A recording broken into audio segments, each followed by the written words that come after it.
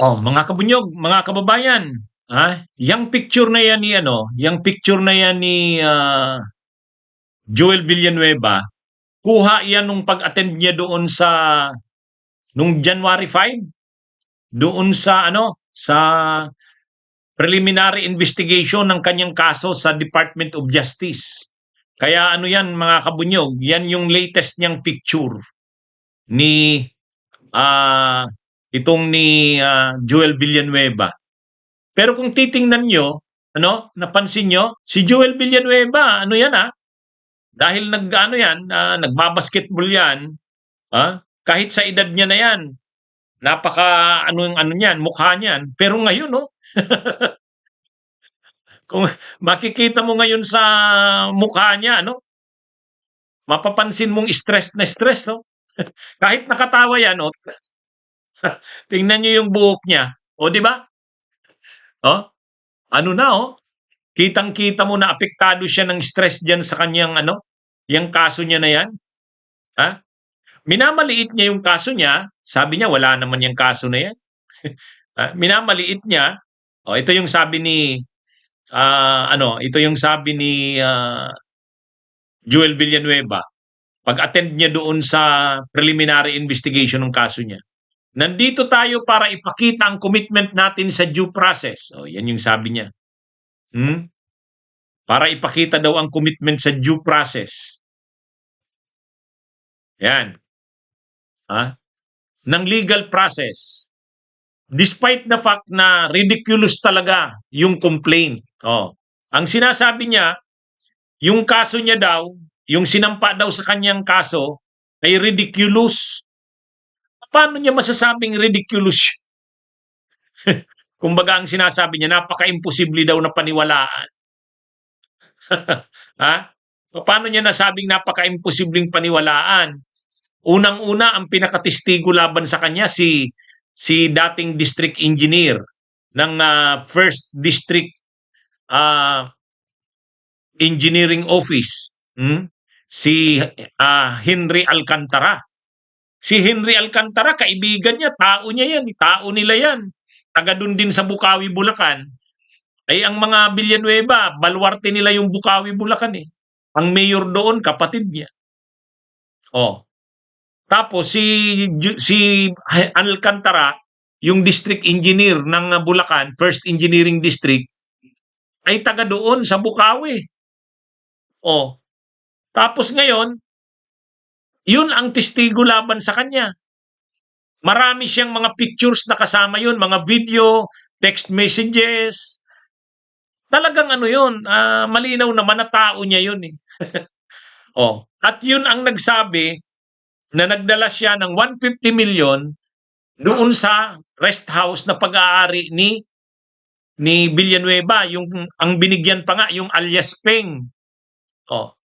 At yung si Bryce Hernandez, testigo rin laban sa kanya. Kay Joel Villanueva. Paano niya masasabing ridiculous yung complaint? Ay, anyway, ito?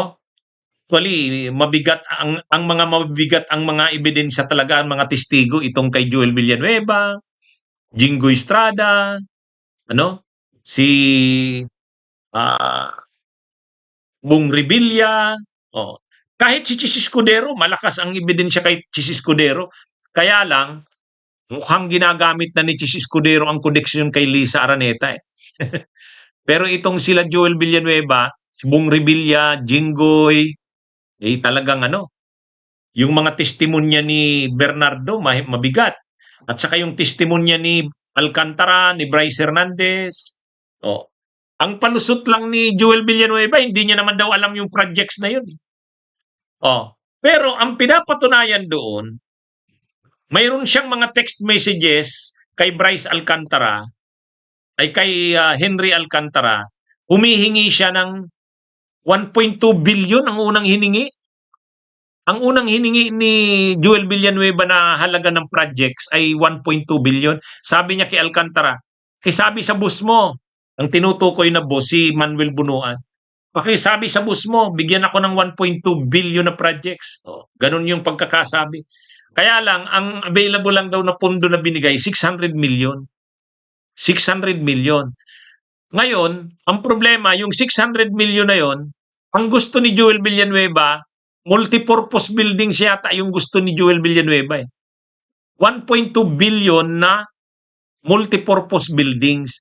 Kaya lang, ang sabi ni Secretary Bunuan ng DPWH, sabi doon kay sabi kay Alcantara, pakisabi kay boss mo, wala na tayong budget eh. Flood control na lang ang nandito. 600 million. Oh. Kaya, yung hiningi na 1.2 billion ni Joel Villanueva na para sa multipurpose, hindi na ibigay yun. Instead, ang ibinigay ay 600 million na flood control. Oh. In-implement doon din sa Bulacan, sa distrito ni Bryce Hernandez. Oh. Kaya ay ni Alcantara. Oh. Kaya ngayon dahil doon ang komisyon ni Joel Villanueva doon sa 600 million, 150 million. Binigay niya ni Alcantara doon kay Peng, yung tao ni Villanueva, doon sa rest house. Sa rest house ni Villanueva. Oh. Kaya paano naman sinasabi ni na ridiculous yung complaint? Marami siyang text messages kay Alcantara. Ano ang laman ng messages niya? Humihingi siya ng 1.2 billion. Sabi pa nga ni Joel Villanueva, wag niya akong anuhan, sabihan mo ang boss mo, majority floor leader ako. 'Di ba? Ganun yung conversation dun eh. Tapos nung hinahanap kung saan ba galing yung pera na 600 million, wala sa NEP. Wala sa NEP. Wala din sa insertions. Alam niyo kung saan galing. Sabi ni Ping Lacson, natuklasan na natin kung saan galing yung 600 million na yon na sinasabing projects ni Joel Villanueva. Alam niyo kung saan galing? Sa unprogrammed. Sa unprogrammed appropriations. Doon galing. Kaya kumbaga yan talagang mga unprogrammed appropriations na yan ang source ng corruption sa flood control eh. Oh. Ibig sabihin, kinuha yung 600 million doon sa unprogrammed appropriations. At inimplement na yan bilang flood control. Oh. Kaya may kickback si Joel Villanueva 150 million. At dinala yan ni Alcantara. Si Alcantara, tao ni Villanueva. Kaya paano niya masabi niyang ridiculous yung complaint? Pero alam niya yan na nagkukunwari lang yan na sasabihin niya ridiculous yung complaint. Pero stress na yan. Kita niyo naman sa mukha. Oh. Di ba? Kita niyo sa mukha?